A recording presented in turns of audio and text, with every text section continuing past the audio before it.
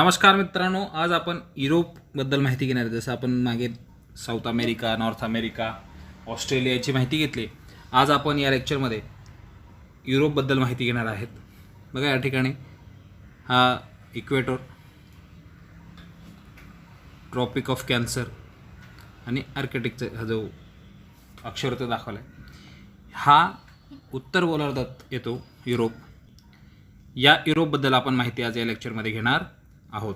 तर सुरुवातीला आपण याला पॅनिन्सुला ऑफ पॅनिन्सुला म्हटलं जातं.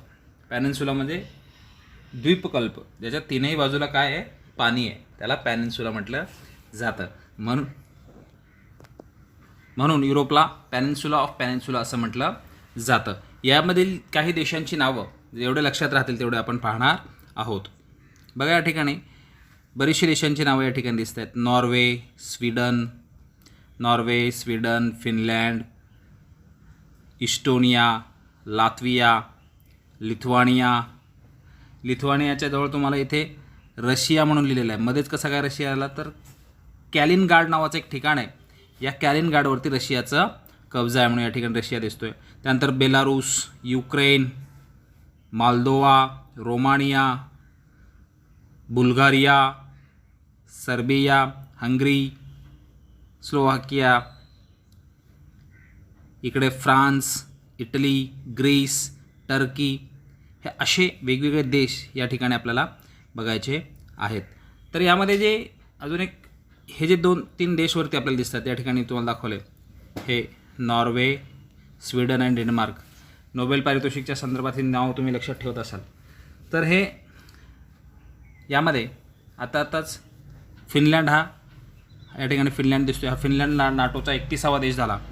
हे जे 3 देश आपण या ठिकाणी बघतोय, हे 3 यांना एकत्रितपणे स्कॅन्डिनेव्हियन कंट्री असं म्हटलं जातं. हे पहा, यात जे आहेत हे 3, हा फिनलँड नाही याच्यामध्ये, हे 3 देश नॉर्वे, स्वीडन आणि डेन्मार्क यांना स्कॅन्डिनेव्हियन कंट्री असं म्हटलं जातं. बघा हे नॉर्वे, डेन्मार्क आणि स्वीडन. हे बघा ही देशांची नावं आहेत. जेवढी शक्य असेल तेवढे आपण लक्षात ठेवणार आहेत. बेलारूस, ही बरीचशी नावं आपण या ठिकाणी पहिल्या नकाशामध्ये ठळकपणे बघण्याचा प्रयत्न केलेला आहे. डेन्मार्क, जर्मनी, बेल्जियम, नेदरलँड या ठिकाणी दिसतोय, Poland, Austria, Switzerland, Italy, Greece अशी देशांची नावं, या बघा UK, ह्या देशांची नावं आपण जवळजवळ बघितलेली. स्पेन, पोर्तुगाल, बघा या ठिकाणी स्पेन आणि हा मोरोक्को साऊथ आफ्रिका आहे.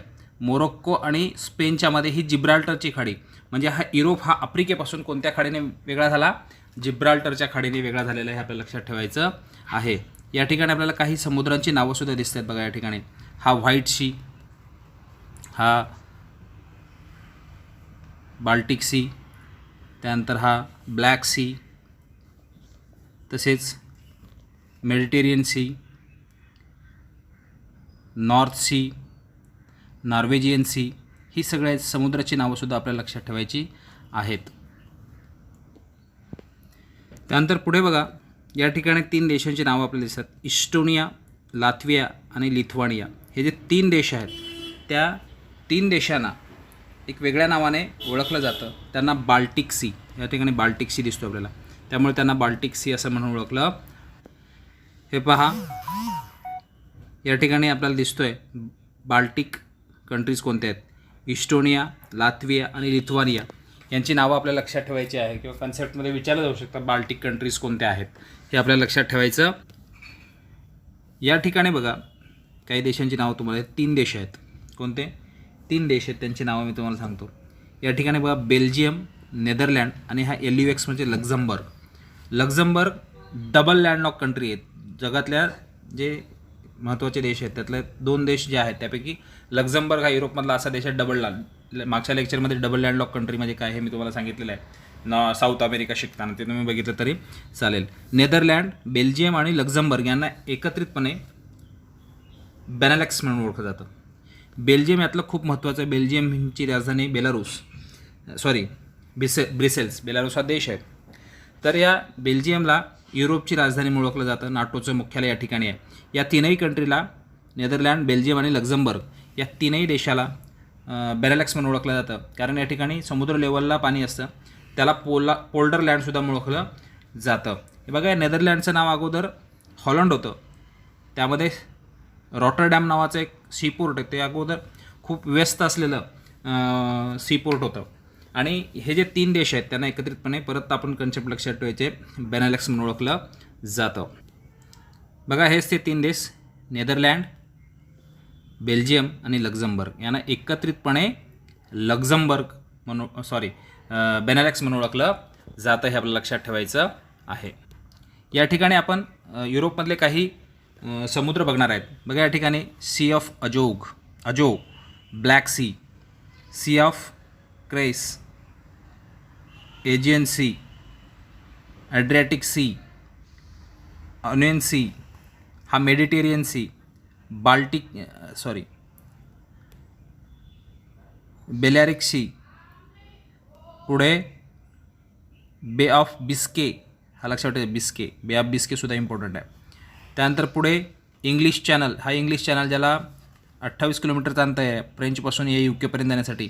आरती शाह नावाची लेडी, जी भारताची पहिली लेडीज आहे जी त्या चॅनलला पार करून गेली, इंग्लिश खाडी पोहून जाणारी, असं नाव लक्षात ठेवायचं आहे. त्यानंतर George Channel, Strait of Dover, Kattegat, Skagerrak, Gulf of Bothnia, White Sea, Gulf of Finland, Gulf of Riga या ठिकाणीच ती आपलं हे बाल्टिक सी आहे आणि हेच बाल्टिक सी इथे, आणि इथे बाल्टिक कंट्रीज, इथे बेनेलॅक्स लक्षात ठेवायचं आहे. त्यानंतर नॉर्वेजियन सी आणि नॉर्थ अटलांटिक सी, हे एवढे समुद्र, याचा खूप महत्त्वाचा युरोपच्या दृष्टीने महत्त्व आहे, हे आपल्याला लक्षात ठेवायचं आहे. तर या ठिकाणी बघा, या ठिकाणी हे जे दिसतं तुम्हाला, हे इथे व्हाईट सी आहे. तर युरोप आणि रशिया आणि युरोप किंवा आशिया आणि युरोपला काय कोणत्या भूभागाने किंवा कशाने वेगळं केलेलं आहे हे बघूया आपण. या ठिकाणी जर आपण बघितलं तर हा युराल पर्वत, आणि युराल पर्वतातून युराल नदी वाहते. हा युरोप आणि रशिया म्हणजे आशियाला वेगळं करतो. त्याच्यापुढे सी ऑफ अजोग या ठिकाणी, त्यानंतर हे ब्लॅक सी, त्यानंतर बार्बाडो स्टेट, त्यानंतर टर्कीच्या इथून पुढे आल्यावर इथे खाली आपल्याला मेडिटेरियन सीमध्ये पोहोचता येतं. आता आपण युरोपमधील काही पर्वतश्रेणी बघणार आहोत. बघा, हे स्कॅन्डिनेवियन या ठिकाणी हे तीन देश आपण पाहिले होते, स्कॅन्डिनेवियन कंट्रीज. त्यामध्ये हे स्कॅन्डिनेवियन माउंटेन्स त्यामुळे स्थिती असल्यामुळे या तीन देशांना, कोणते देश आहेत ते, स्वीडन, नॉर्वे आणि डेन्मार्क, यांना ते म्हटलं स्कॅन्डिनेवियन कंट्री म्हणून ओळखलं जातं. थोडंसं पुढे आपण गेलो तर या ठिकाणी बघा, ईस्ट युरोपियन प्लेन्स या ठिकाणी दिसतात. त्यानंतर युराल माउंटेन्स, जे आपण सांगितलं रशिया म्हणजे आशिया आणि युरोपला वेगळं करतं. त्यानंतर एक कॅकेसस पर्वतमाला, कॅकेसस पर्वतमालामध्ये कोणता पर्वत आहे जे सर्वात उंच आहे, एल्बर्ग्स नावाचा हा पर्वत आहे, या ठिकाणी तुम्हाला दिसत असेल. हा युरोपमधला सर्वात उंच पर्वत म्हणून ओळखला जातो. ब्लॅक सीच्या बाजूला ही पर्वतशृंखला आहे, कॅकेसस पर्वतशृंखला. ही सुद्धा युरोप आणि रशियाच्या सीमेवरती आहे. युराल नदी आणि कॅकेसस पर्वत, ब्लॅक सी, ही नावं आपल्या लक्षात ठेवायची आहेत. त्याच्यानंतर पुढे जर आपण गेलो त्या ठिकाणी बघा, पुढे ॲपेनीज नावाची पर्वतशृंखला आहे. हे आल्प्स नावाचं सुद्धा पर्वतशृंखला आहे. याच्यामध्ये एक पर्वत आहे, त्याला माउंट ब्लँक पर्वत म्हणून ओळखलं जातं. याच पर्वतावरती होमी भाभा यांचं प्लेन क्रॅशमध्ये निधन झालेलं आहे, आपल्याला लक्षात ठेवायचं आहे. त्यानंतर पुढे आयबेरियन पेनिन्सुला, त्यानंतर पायरेन्सिस, ब्रिटिश ॲशलेश, त्यानंतर ही नावं जी आहेत ही, नंतर कोला पेनिन्सुला या ठिकाणी आहे. ही सगळी माउंटेन्स आहेत. बाल्कन कंट्रीज, हा जो रिजन आहे युरोपचा नकाशामध्ये बघताना जे हे जे कंट्रीज आहेत ग्रीसपासून असे वरचे, हे त्यांना बाल्कन कंट्रीजसुद्धा म्हणून ओळखलं जातं. 4 कंट्रीजची नावं वेगळी आपण बघितले, बाल्कन, स्कॅन्डिनेवियन, बेनेलॅक्स आणि बाल्टिक, ही नावं लक्षात ठेवायची आहेत. शक्य असेल तर आपल्याला लक्षात काय ठेवायचं, या ठिकाणी सर्वात उंच पर्वत कोणत्या पर्वतशृंखलेमध्ये आहे, कॅकेसस पर्वतशृंखलेमध्ये.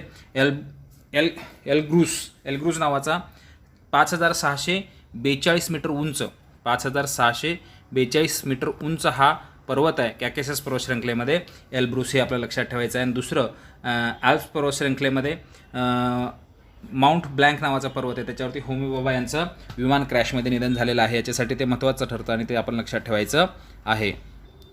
त्यानंतर आपण काही नद्या ज्या युरोपमध्ये आहेत त्याची माहिती घेणार आहोत. पहिली नदी आहे ही डॉन, जी युरोपमधून म्हणजे रशियामधून येते. त्यानंतर नेपियरला खूप महत्त्वाचं आहे. नेपियरवरती युक्रेनची राजधानी क्यू जी नावाची युक्रेनची राजधानी ती या ठिकाणी वसलेली आहे, तर ती लक्षात ठेवायचं आहे. आणि या बाजूचा उजव्या बाजूचा म्हणजे पूर्वेकडचा भाग आता रशियाच्या कब्जामध्ये आहे आणि डावीकडचा भाग युक्रेनचा राहिलेला आहे, एवढं लक्षात ठेवायचं आहे. डॉन, नेपियर, डेन्यूब नावाची नदीसुद्धा खूप महत्त्वाची आहे. डेन्यूब नदी याच्यावरती जवळजवळ 10 देशातून ही वाहते. डेन्यूब नदी ही 10 देशातून वाहते, हे लक्षात ठेवायचं आहे, महत्त्वाचं आहे. आणि त्याच्यावरती 4 देशांच्या राजधानीसुद्धा बसलेली आहे. त्यानंतर पुढे आपण बघूया, ही ओल्गा नावाची नदी आपल्याला दिसते. ही ओल्गा इकडे कॅस्पियन सीमध्ये जाऊन मिळते. ओल्गा ही सर्वात लांब नदी आहे युरोपमध्ये, एवढं लक्षात ठेवायचं आहे. ओल्गा सर्वात लांब, नेपियरवरती क्यू ही राजधानी युक्रेनची ठरलेली आहे. आणि डेन्यूबवरती, त्या डेन्यूबला 10 देश आहे, 10 देशातून ती वाहते आणि त्याच्यावरती 4 देशांच्या राजधान्या आहेत. हे महत्त्वाचं आपल्याला लक्षात ठेवायचं आहे. त्याच्यानंतर पुढे जर आपण गेलो, या ठिकाणी रोम दिसतं आपल्याला. रोम ही नदीजोड रूर घाटी जी योजना आहे त्यामध्ये रूर ही त्या रोमची उपनदी आहे. हे जे घाटी योजना प्रकल्प आहे किंवा जे आपण नदीजोड प्रकल्प म्हणतो, हे इथूनच सुरुवात झालेली आहे असं समजलं जातं. यासाठी रोमसुद्धा आपल्याला लक्षात ठेवायचं आहे. इथे एक नदी दिसते आपल्याला, थेम्स. या थेम्स नदीवरती लंडन शहर बसलेलं आहे. त्यानंतर पुढे महत्त्वाची नदी, 3 नद्या तरी आपल्याला लक्षात ठेवायच्या आहेत. कोणकोणत्या? ही ओल्गा सर्वात लांब नदी, नेपियर युक्रेनची राजधानी क्यू वसलेली आहे, डेन्यूब याच्यावरती 10 देशातून वाहते आणि 4 देशांची राजधानी याच्यावरती वसलेली आहे, हे आपल्याला लक्षात ठेवायचं आहे. त्यानंतर इथे एक पो नदी दिसते. ही पो नदी ही इटलीमधली सर्वात लांब नदी म्हणून ओळखली जाते.